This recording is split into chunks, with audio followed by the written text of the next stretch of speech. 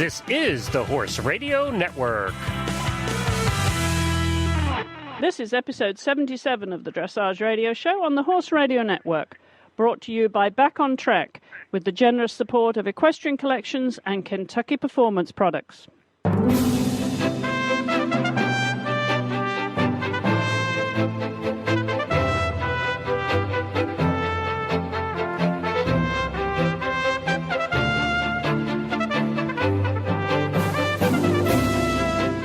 On this week's show, Australian hero Brett Parbery joins us from his home in New South Wales.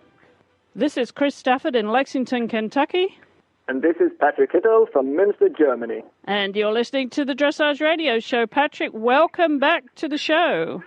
Thank you. It's an honor to be back again, and it's always so nice to hear you across the Atlantic, and I'm really enjoying being on the show again. Well, last time, of course, you very graciously spent some time with us during the World Equestrian Games, along with your then fiancée, Lyndall Oakley. And now you can officially say my wife. You changed your status, like many people change their status on Facebook, Patrick, but you really changed your status this time.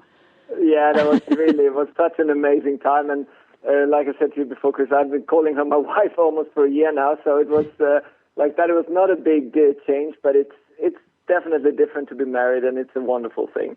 Well, you certainly had a very interesting time, I should say, when you left World Equestrian Games. You told us you were going back to Germany and then almost immediately to Australia for the wedding.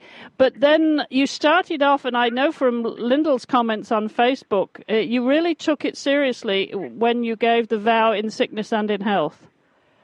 Yeah, we actually came down with Schweineinfluenza, we call it, and it's... I do not know where I got it, but I think I got it probably like on the airplane to Australia, and I was really sick on the actual wedding day, and was passing out twice, so we had to do a little bit of the ceremony sitting down, and it was quite a high drama. All the guests were a little bit confused, but it turned out to have been an amazing day, and I could not have had a better day anyway. And sadly, afterward, we were a bit sick, so we had to cancel our honeymoon, and we will have to do it in January instead.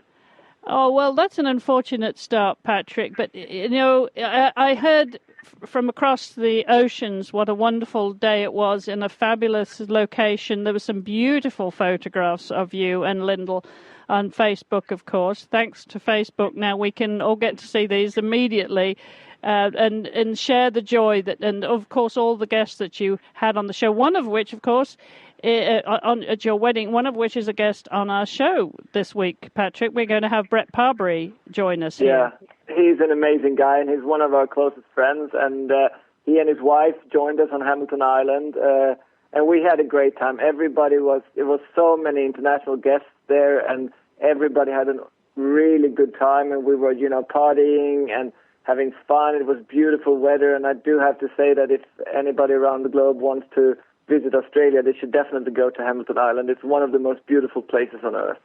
Tell us exactly where it is. It's on the east coast, isn't it, Patrick? It's on the east coast. It's the Barrier Reef of Australia. It's one of the biggest, actually, islands in the Barrier Reef, and it has its own airport where you can land, and they have different resorts. The one we were at was called Qualia. It's a 6-star resort. It's the only 6-star resort in Australia, and it's just amazing. It is the best food. You have a big house. The architecture is unbelievable.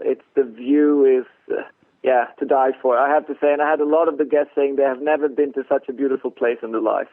What a marvellous start to your married life there. Even though you were sick, I can't imagine how awful that must have been for you on the biggest day of your life to be sick. Well, I have to say, I had my beautiful wife there, and, I made it through quite good anyway. We were just, after the wedding, we got actually a bit more sick than on the days we were there. But I have to say, even that I felt a bit sick, I was still an amazing time, and, to be half fainting and waking up and seeing your beautiful wife just, looking at you laughing, I almost thought I was in heaven. Well, I know during the World Equestrian Games when we recorded the shows there, Patrick, you were one man with a big smile from ear to ear, you were already a very, very happy man. That's true, and I still am. And I also think it's a life philosophy. You know, we only live once, and I have a goal to be happy and live the life that I always dreamed of, and I'm doing that at the moment. Well, as you mentioned, you're in Münster, Germany. Everybody knows, of course, you ride for Sweden, but you're based in Germany. Now, got back home from the wedding, cancelled your honeymoon, as you mentioned, and you got straight back to work, and I believe you've been to a show since then. Tell us about that, Patrick. Yeah, I actually did my first show this weekend in München, which is a big national show. It's with a lot of international riders, and that was really good. I took my second horse, the Florette As. He had a little bit of a show break because I was obviously away, and the Grand Prix, he was very fit and he was doing a little bit too much of his own. So I was not super happy with the Grand Prix, but then in the freestyle, he was back on track again, and I was third and had a good score over 73, and it was a good show, and Isabelle won. Isabelle, at the moment, competing everywhere. She told me she had 5 different Grand Prix horses, which she has now been doing, I think, 4 or 5 different shows in the last 3 or 4 weeks. Well, that's quite a competition then. You know, wherever you go in Germany, you're going to be up against the best, aren't you? Yeah, I mean, in Germany also, when you ride national, like München was a big national show, you always ride against the best. I mean, we had Ulla Salzgeber there, Nadine Kapellmann was there, Isabelle was on the start. So, I mean, you basically always ride against the best, and that's good because that also makes you better. I always say it's better to go to the good shows, ride against the best, and then you also will get better yourself instead of, going to a little bit of shows that are not so good, and then you may win, but you haven't met the real competition. Yeah, and to be continuously exposed to that, it's going to continually raise your game, isn't it? Exactly, and you get better and better, and you get better scores, and I compete against myself, and it's good, when you go against the best, then you know also where you are, and I was very happy there, I have to say. The freestyle was really good, and Florette is going to go in Stockholm in a couple of weeks, and Scandic is going next week in Oldenburg, so we have a busy schedule in the next time.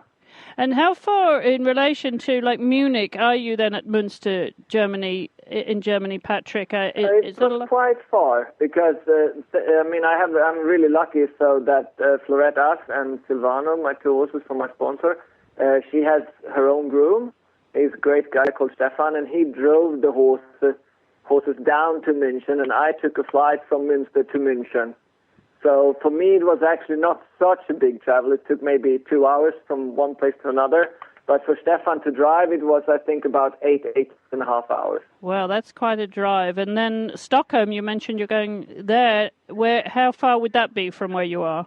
No, that's quite far. It's, I think, about maybe 2 days driving. You drive first to South Sweden, and then you drive up. And I know one time I mentioned it for Tina Willems on my Swedish team colleague, and she said, well, we're doing this every time because she lives actually in Stockholm. So every time she wants to go down and compete in Europe, she has to do 2-day travel. Well, that's even more than in the States, really. I mean, we can't. Yeah. we see. At least we would fly, and I think the difference in Germany, mostly in Europe, you would drive the horses. Yeah. Exactly. Like in Europe, I would say to 99% we drive them. Yeah, well, it sounds like you're going to be busy. We're going to talk about the rest of your plans over the winter and catch up with what Lyndall is doing too when we get to that a little bit later on in the show, Patrick. But before we get to the news this week, we're going to take a short break to hear from our friends over at Back on Track. There's a company that we just love that offers products to improve lifestyle and mobility, and they have been the mainstay in European therapeutic therapies for many years. Plus, they are used and endorsed by many of the top dressage, eventing, and show jumping riders worldwide. We are talking about Back on Track, of course. If you're looking for a quality holiday gift for any horse lover that will truly benefit their horse, then look no further than any of Back on Track's products, including exercise boots, bell boots, saddle pads, sheets, and so much more. You can find all of their products at backontrackproducts.com. That's backontrackproducts.com, or give them a call at 888-758-9836.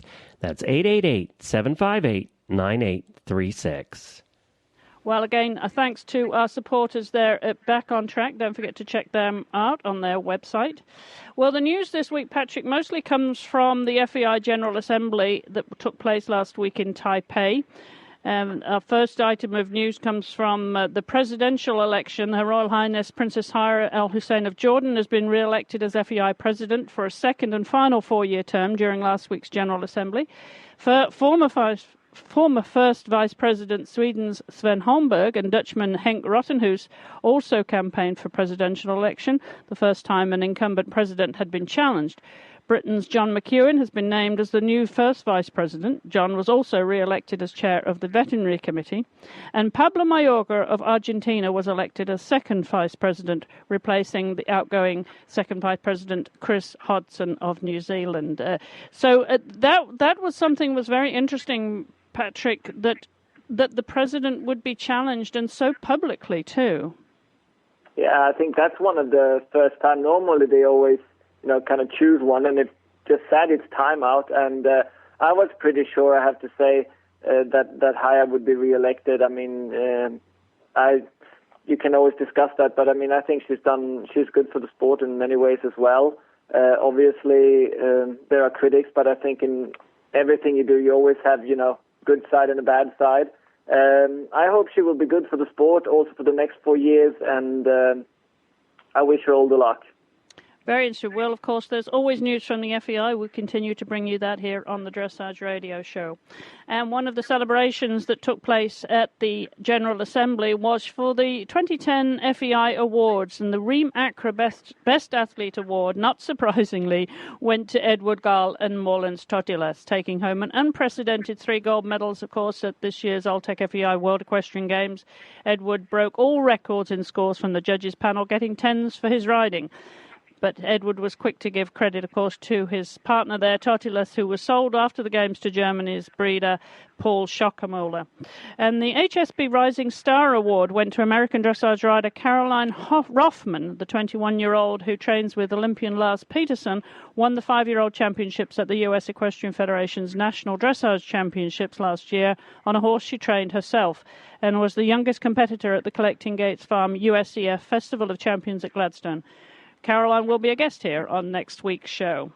And the Against All Odds Award went to Germany's paradressage rider Angelika Trabert.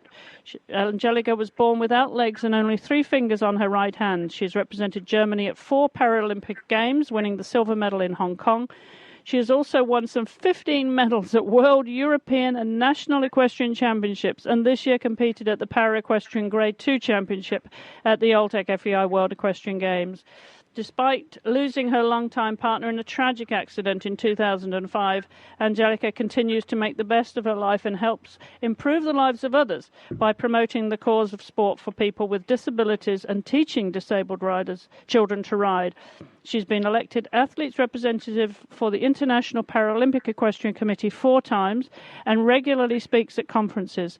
Angelika works as an anesthetic at the University Hospital in Mainz, Germany. What an amazing story, Patrick. What an inspiration. Unbelievable, huh? Just, when you Lyndall is also very passionate about the Paralympics, also have a lot of contacts with them in Australia. And when you read about Angelika, it's just unbelievable. Has so much life, energy, and so much willing, and the willing to do the dressage and the love for the horses and to make it go that far and just win 15 medals. That's unbelievable.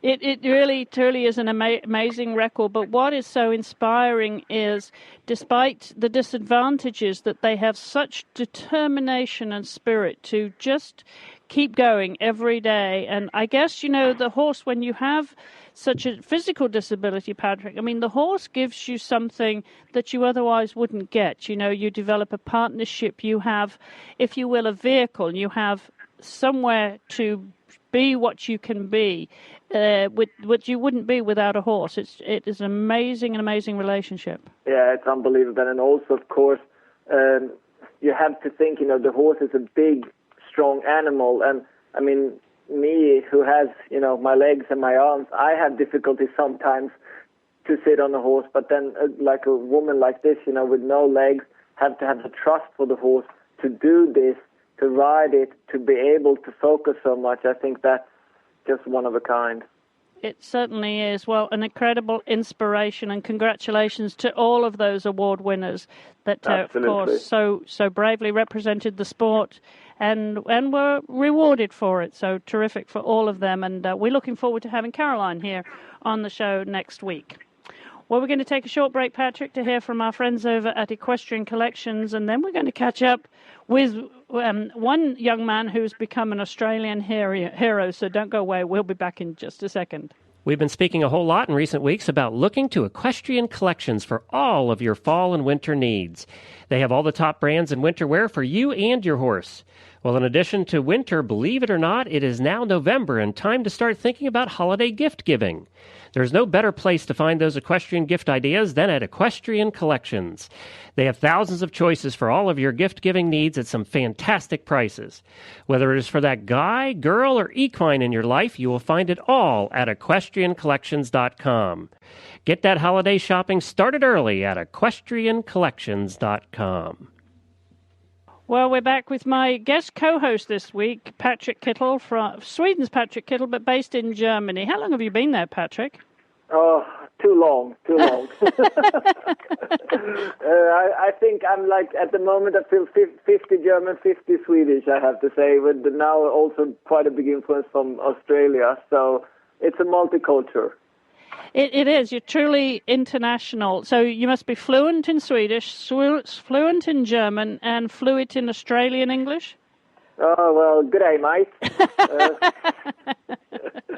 I mean, my mother is also Hungarian, and I actually do speak fluent Hungarian as well, which is quite interesting. So a couple of languages is on there, which is always good to have. And like you know, Chris, I'm not exactly a person who has difficulties to talk, so I catch up here and there. You certainly do. Well, it's great to have you here practicing your Australian accent here, and I'm sure there's one person in the world that you can identify with who I know you got to know. He was a guest, as you said earlier, at your wedding, and that's Brett Parbery, who went so well at the World Equestrian Games, the highest placed Australian there. And what a fantastic performance that was. We were delighted, and I was able to catch up with Brett just the other day. He was back home in New South Wales, having competed in the Australian Championships last weekend. So let's hear from Brett. Well, Brett, welcome to the show. Thanks so much for coming on the Dressage Radio Show. It's your first time. Yeah, thank you, Chris. I'm really happy to be on the show. Well, we should explain to our listeners, because we have a lot of listeners down under, and they, of course, know where you are. But for the rest of the world, let's just explain exactly where you're based. You're in New South Wales, not too far from Sydney. Yeah, we're about 1.5 hours south of Sydney, and it's southwest direction Canberra or Melbourne. So, yeah, it's a really good location. It's an area called the Southern Highlands, which is fast becoming a dressage centre for Australia. Very nice place to be, and of course, as we speak in November, you're getting into some warmer weather. You're getting into your summer as we get into our winter. Yeah, theoretically it is, but it's so cold here at the moment, cold and wet, that we're all still in our winter clothes, and horses are shedding coats and quite confused about it. But it's it's a bit unusual for this cold weather at this time of year. Well, we should put the record straight in, with a few priorities here, Brett. First of all, to congratulate you on a fantastic ninth place at the World Equestrian Games with Victory Salute. That was a fantastic result. Congratulations.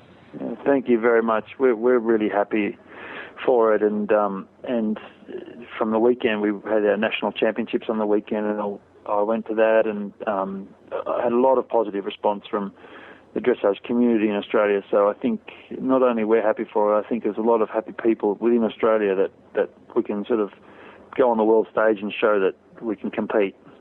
Well, it's a bit of a juggling act for you, isn't it? Didn't you spend some time up in Europe? You have your European connections. I believe now you've got a new horse, that Lord of Loxley, based with Edward Gall. How did you make that switch to be based with Ed now, or at least to have horses there and have him train you? Because I know Ola Salzgeber, of course, was the trainer for a while, wasn't she?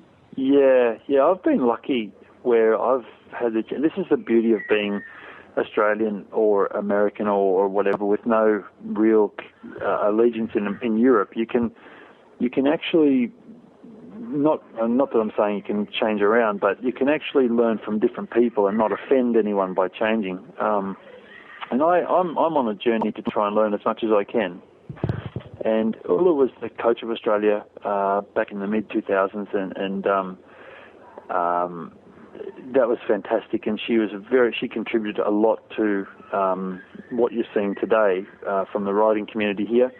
Then in the 2008 lead up to Hong Kong, I went and trained with Huberta Schmidt, who was also fantastic. I think he's one of the greatest dressage rider horsemen in the world.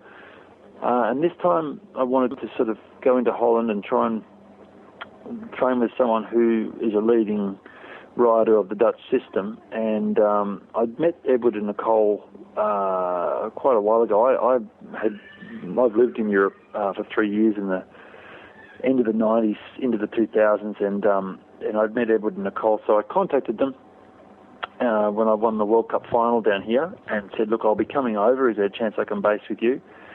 And Nicole was very positive, and she was very helpful, and so we based there when we flew in for the World Cup final, and we stayed there all year.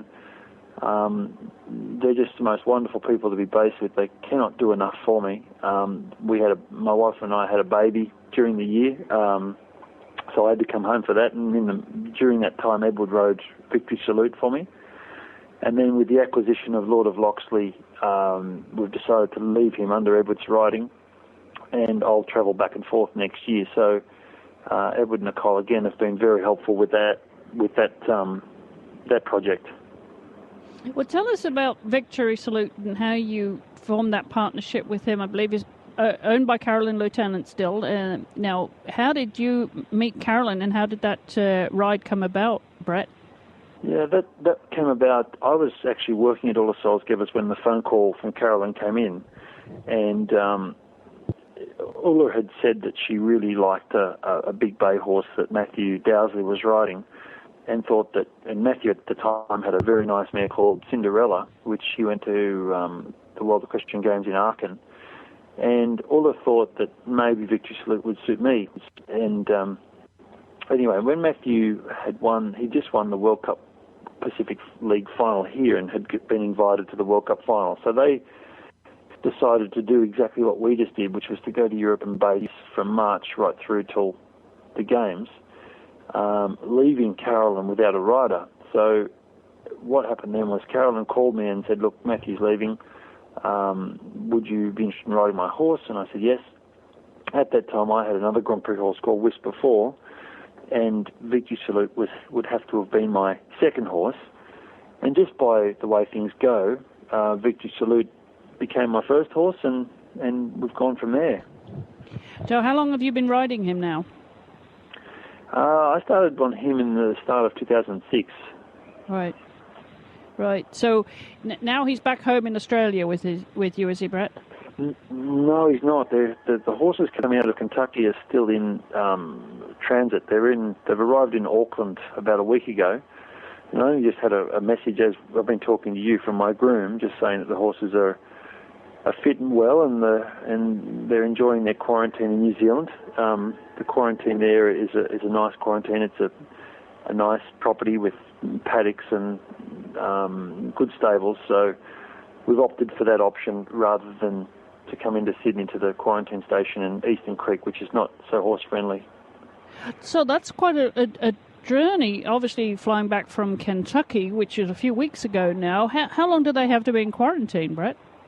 Oh, look, it's a real marathon effort, this one. They were in Kentucky for a month after the event, so they've been out at Coolmore, at a beautiful facility, Coolmore in Lexington, and then they fly now to New Zealand for another month, and then they fly here, and flying into New Zealand is virtually the same as flying to Australia, so the horses can actually fly New Zealand, Australia, go straight on the truck and come straight to us, rather than doing another quarantine.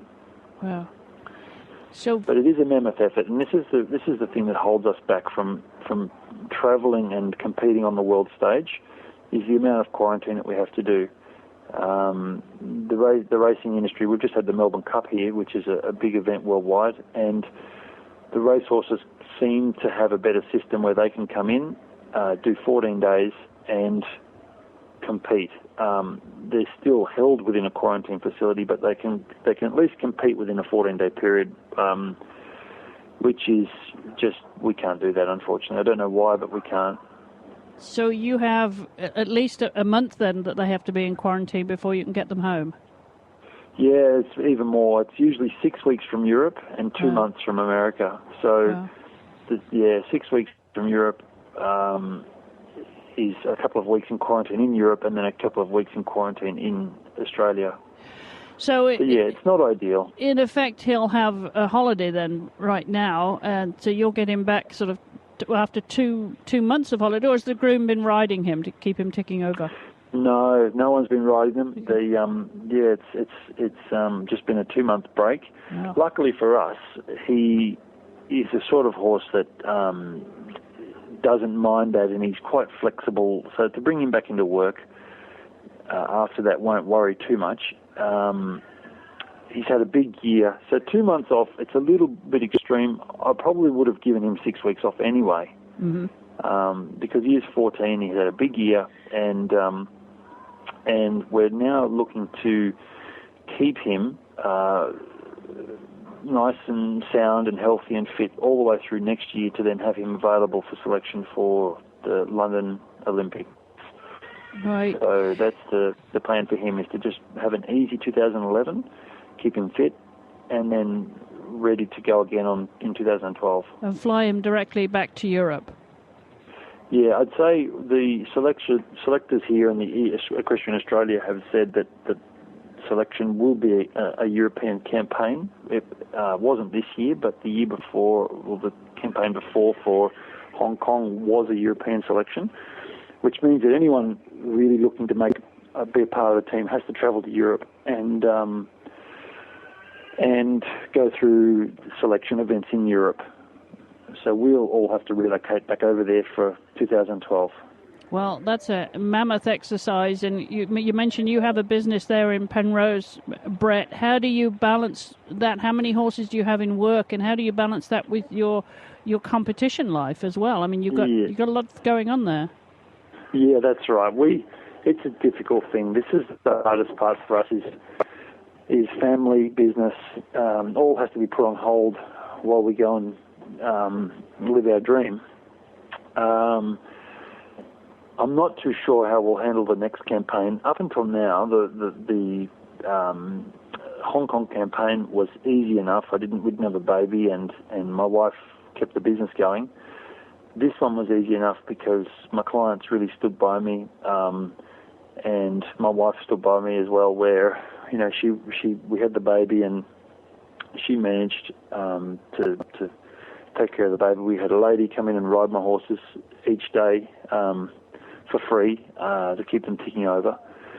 So, but the next one will be a little more difficult, I think. And I don't know whether we do a complete relocation to Europe where we take client horses with us and base with Edward and Nicole in one of the stable blocks there, or whether we there's only 3 ways we can go. Whether we don't be a part of it at all, which I don't think is going to happen, whether we completely rebase into Europe, or whether we try to juggle it the way we've done it this time.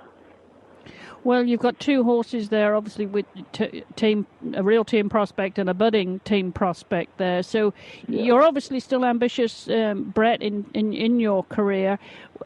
Do you see this being how you're going to have to flow with it over the next few years in order to stay on the team? Yeah, I think I will. But it's the only way. So really, a complete relocation or to juggle the way we're juggling is the only way to do it. We're not ruling out a complete relocation to Europe. It's been something that's been on my mind for quite a while, but a lot of things have to fall into place for us to do that. Tell us about the operation you have in Penrose with your business there. Yeah, well, we've got virtually just like any professional stable. We usually have around between 12 and 15 horses in work. I have a very good young rider, I think possibly the best talented young rider I think I've seen in Australia ever working for me. He is just fantastic. We have a Dutch girl working for us as well who's riding for us, and then we have a New Zealand girl who is our groom. And the usual thing of how to make money in this game is to, especially when you're, the only way to sort of make an income in this game is by coaching. So for me, my morning is spent riding 4 or 5 horses, sometimes 6, and then usually I hop in the car or run and jump on a plane and then head off for the weekend or the afternoon, coaching somewhere around the district, or I usually go interstate on the weekend. So, for example, tonight I fly to the Gold Coast and do a clinic on the Gold Coast Saturday, Sunday, back Sunday night, and ready to start work again on Monday morning. And that's really how we make our money, is by coaching. And the riding doesn't make a lot, but it keeps the bills paid, and it keeps what I call the shop window open, which, you need horses to exhibit your talents and your system of riding. So we need to have a certain amount of horses in training. Sorry, the phone just called it. And then that can lead on to more coaching. So yesterday, for example, I coached the New South Wales Institute of Sport eventing clinic, which is a lot of the Australian representatives, Stuart Tinney, Chris Burton. They were in Lexington. And I was up there coaching them on their dressage phase leading up to the big 4-star, Adelaide 4-star, right? Yeah. Which is on the week after next, I think. Yeah, so that's what my week looks like. Usually a lot of coaching, try to squeeze in my riding, and in between the business with the business life and family life. Just the horses that you have, just explain to us, Brett, are these horses that you buy as youngsters? Where do you typically get the younger horses that you're bringing along? They come from all different places. We have one we've imported from Holland that I own in a half share with a very good friend of mine. Another one we have is owned by Susie Duddy, who owned the Madonna Carrera, who was part of the 2008 Olympic selection, and she bred him. We have a very good breeder from Orange, which is west of Sydney, that breeding a lot of horses. We ride for them, so we have a few of their young horses in training. So they come from all different places. I'd like to have a good mix of Australian bred and imported horses, only because we are trying to promote the breed here in Australia. So, and I just like to ride for good people. I mean, I've been in the business long enough now to have been through the mill when it comes to clients and people and expectations of people, and we've made it very important to us that we just like to ride for good people who understand the business, and try to get those people into good horses and try to make sure they own good horses and give them advice on how they can get good horses or breed good horses, and try and do it that way. Well, we should remind our listeners, of course, that you have ridden just about anything that you could sit on in your former career, being a rodeo rider and having ridden in the Calgary Stampede. I should think there's not much you can't sit on, Brett. I grew up like most country boys do in Australia that are involved in horses. I grew up mustering cattle, and my father's got 2 big cattle properties up in the northern tablelands of New South Wales. So I grew up riding the hills of that district and mustering cattle and being around cattle yards. And my father's a cutting horse trainer. And at the time I grew up, he was heavily involved in camp drafting, which is a unique Australian sport where they chase cattle. Is probably the best description of it, around a course.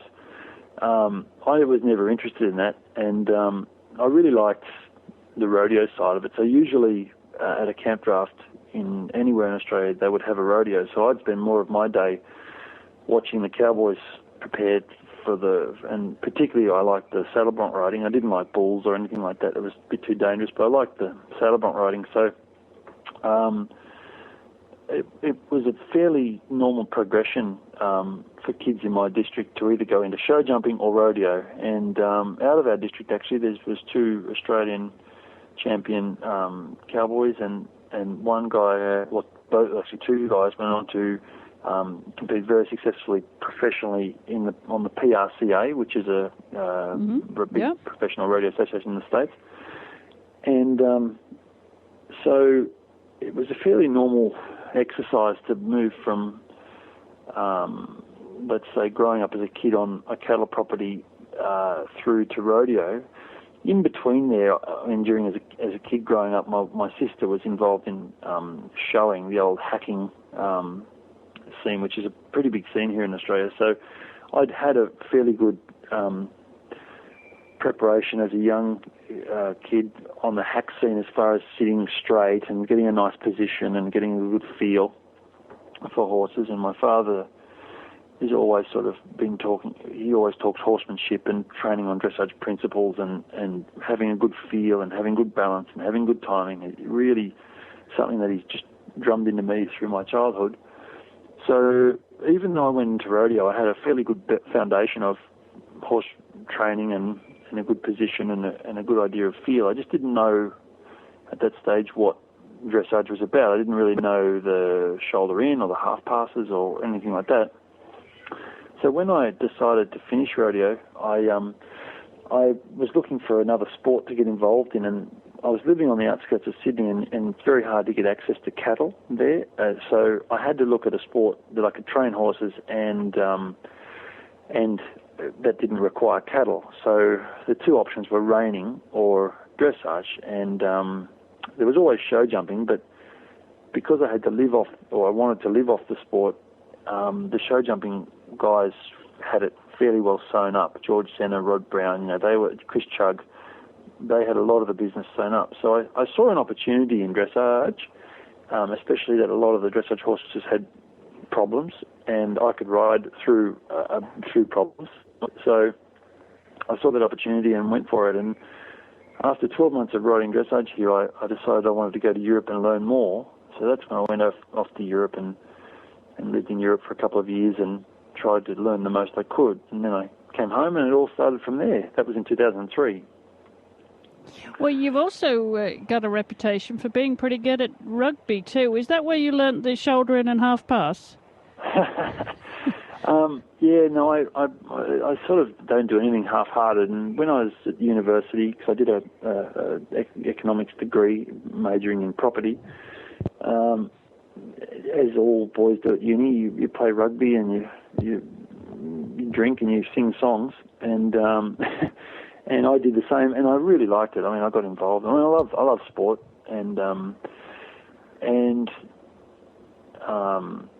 so I tossed up a career in rugby there at one stage, and decided not to go with it. I made the Australian university's rugby team, and decided not to tour because I wanted to go into rodeo again. And it's funny when I look back now. I can't work out how I ended up in dressage, but it just ended up that way. And I love it. I wish I'd done it earlier. Now, what about your family? You said you've got a baby. Tell us about your baby. Yeah, we have a baby boy, Jake. He's 6 months old. You might be happy to know I did my first unassisted nappy change this morning. So congratulations. I'm learning. But no, he's going really well, very healthy. He's just starting to sort of try to get up onto his knees and start to move around. So, yeah, it's very exciting. Oh, great. So we're learning a few rugby moves already? Well, I hope, it's hard to know where he'll go, but I'd say in this area he's either got a chance of being a horse rider or a motorbike rider, because that's pretty much what the kids do here. Yeah. Let's hope he chooses horses, because then we can provide them fairly easily. Yeah. And you'd have a resident groom as well. That's right. Yeah, well, that's what we're always looking for. We're always looking for staff, so we might have to breed them. Well, terrific. So what's in store for you now leading up into your summer, Brett? Are you going to be busy competing down there as well as coaching? We've just had our national championships, which were on last week, so I had 2 horses in that, and they did very well. I was very happy with the results. So now I think we have Equitana in 2 weeks, which I'm thinking I might take one of the young horses to that and do the masterclass with Stefan. Stefan Peters. Then I think I'll give my horses some time off, not really time off. I think I might just stay home and train them for the next level. So both horses are ready to move to the next level of those two. And then there's some younger horses that I'd like to try and get out and about through the summer. I try and limit my riding to 5 a day if I can. So I've got 2 really nice horses that I took to the show last week, and I've got 3 young horses that I'm just looking to get out and about through the summer. So I'm not really looking to compete that hard. But then coming into next year, I think Victory Salute will only do probably 3, maybe 4 shows next year. 2 of them will have to be a World Cup qualifier. The third one will have to be the World Cup final. And then the other one, I'm not too sure which one we'll choose, but he won't do much. So I'll be spending next year travelling back to Europe. I want to try and make 4, possibly 5 trips to Europe to ride Lord of Loxley and hopefully ride him at some shows. I don't know whether I'll go to the big shows or whether I go a little bit off the beaten track into France, maybe over to Eastern Europe, maybe to some smaller CDNs in Holland. I'd just like to get out and about and get to know him a little bit better and see what he's going to be like at the shows and just keep getting to know him, ready for that 2012 build-up. Terrific. Well, it sounds like you've got a full schedule ahead of you, Brett. I want to thank you for taking time to come on the show this week. I hope you'll come back and see us again. Yeah, I'd love to. No, I'd love to. Well, great. I'm going to definitely follow the show and keep an eye on how it's all going. I think it's a wonderful concept, so congratulations on the idea. Thank you, Brett. Appreciate it. And appreciate you spending time with us, and we'll be catching up with you again maybe in the new year, see how things are going. Yep. Thank you, Chris. All right. Thank you, Brett. Okay. Bye-bye.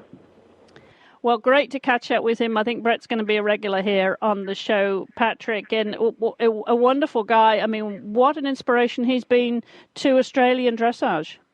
Yeah, I mean, he's first of all, he's just, very laid back, and he's a great rider. People who watched him also from shows in Europe or now at the World Equestrian Games, I mean, the way he sits unbelievably nice in the saddle. He was actually a rodeo rider before. Yes. And you're quite surprised that, you go from rodeo when you really, have to sit on and not exactly, have to sit good or pretty to be such an excellent dressage rider. And I think he's one of those riders who really have a nice balance in his body. He's quite a tall guy, but still sits beautiful on the horse. And, I always enjoy seeing him ride.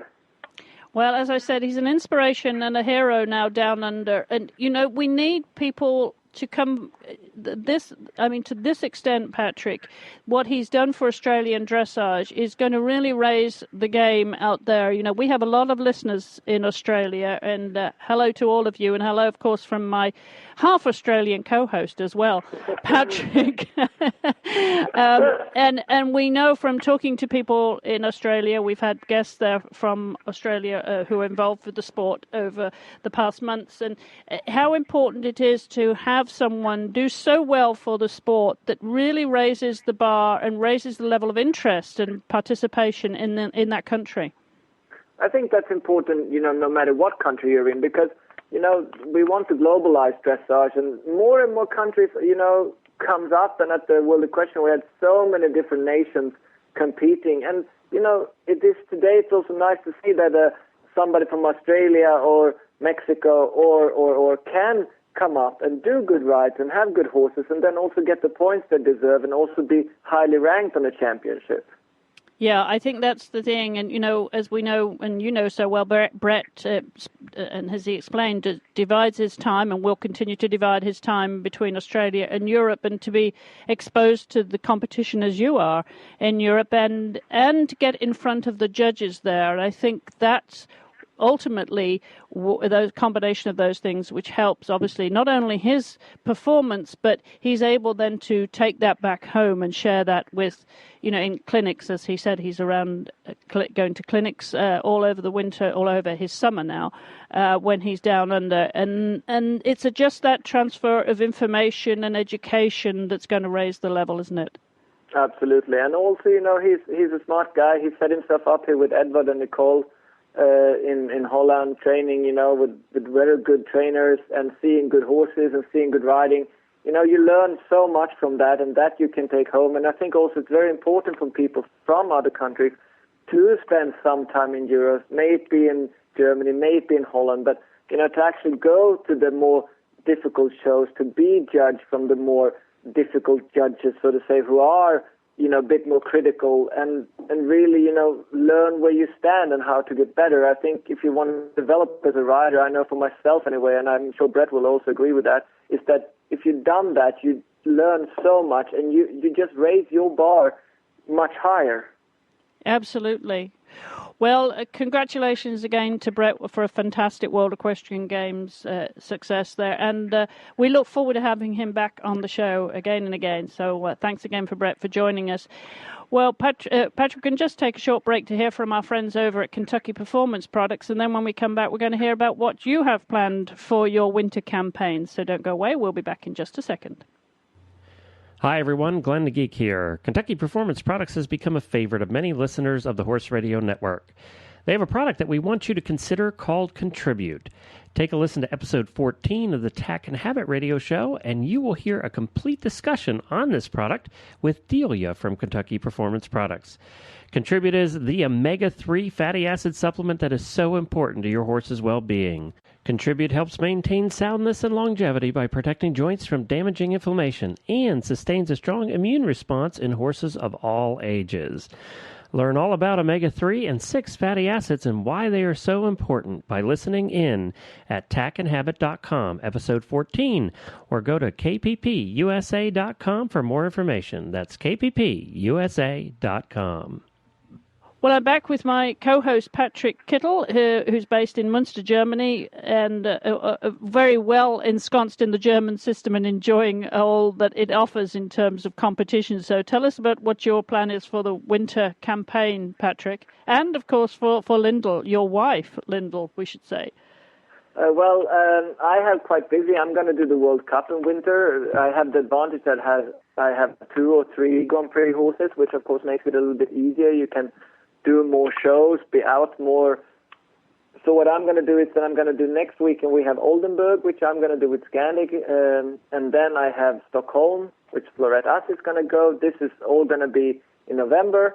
Then in December we have Frankfurt and Mechelen, who are 2 World Cup shows, and then of course the main goal is to qualify for Leipzig for the World Cup dressage final, as I was 5th last year in the final and did a really good round there.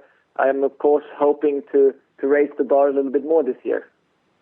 And tell us what Lyndall has. And how many horses do you have between you, Patrick?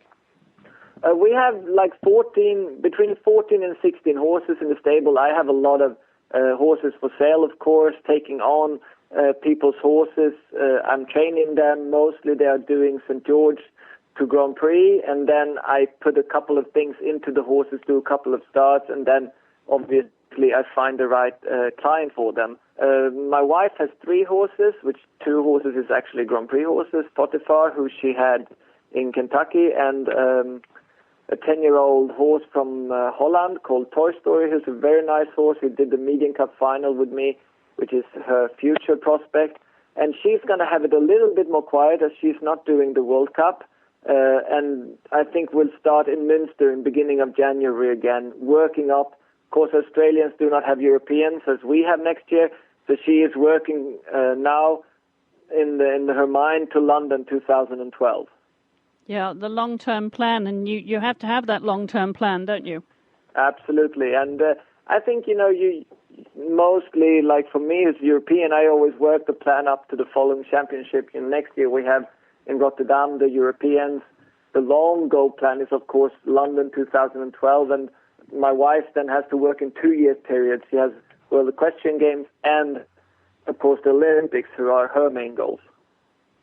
Well, what does Patrick and Lyndall Kittel do when you're not riding horses? What do you do for fun? Do you go to the movies? Well, we do a lot of things. I have to say I've been extremely busy after WEG. And, of course, when you've been away for a bit and come home, you have to catch up with everything. So I work a lot at the moment. When we do have spare times, we just relax. We like now at lunch, we put the fire on, we have a cup of tea together, just enjoying each other's company. And, just naturally, it's just nice when you have somebody that you love and trust. It's just nice. You don't have to do so much. You can just spend time with her without, feeling stressed, without feeling that you have to work. Just relax and be yourself around her. It's lovely. Now, when Heather Blitz was on the show last week, she shared with us, because she's really into technology, and she shared some iPhone apps with us. Now, do you get into technology? Are you one for technical games, computer games, or books? What can we get you to review, Patrick? Oh, it's quite funny. I always want the most technical things that you have, like the iPad and the iPhone, and I have a big like the computer from them, but I am really bad on technology, so I'm always telling everybody who delivers stuff to me that I only want to plug it in, and then it has to work. And I have to say my Apple computer is really good. It's just to plug in and put play, so to say, and then it works. So that's great. So do you have any iPhone or iPad apps that you would recommend? I have a couple of them. I think one of the best thing is the games on my iPad. I have this solitaire game, which both me and my wife are playing like hysterically when we have time. And I also have something called Moorhoons. It's when you are actually shooting flying chickens. And then you get points for every chicken you kill. Well, I haven't tried it yet, but Heather recommended a bird game on. Maybe it's the same one then. I think it's the same one. It's like they are flying and you shoot them, and then you have to reload and shoot them again, and then they're flying against you, and it's really funny. It's called the Crazy Moorhoon or something like that. It's very funny. Oh, well, now we know that you could recommend some apps then. Next time you come on the show, we'll have you reviewing a couple of iPhone and iPad apps for us, because we're becoming the experts here on the Dressage Radio Show with all these dressage riders who enjoy their games. That's what they do, guys, in their spare time. They play games. That's what we do when we have a couple of minutes. All right, Patrick. Well, that just about wraps it up for this week, Patrick. Like I said, we're looking forward to following you over the next few weeks. I hope you'll come back on the show and tell us what you've been up to as you tour the European circuit. I would love to. It's always a pleasure being at your show, Chris. Thank you, Patrick. Well, I want to remind you all that you can follow our show notes on the website, dressageradio.com.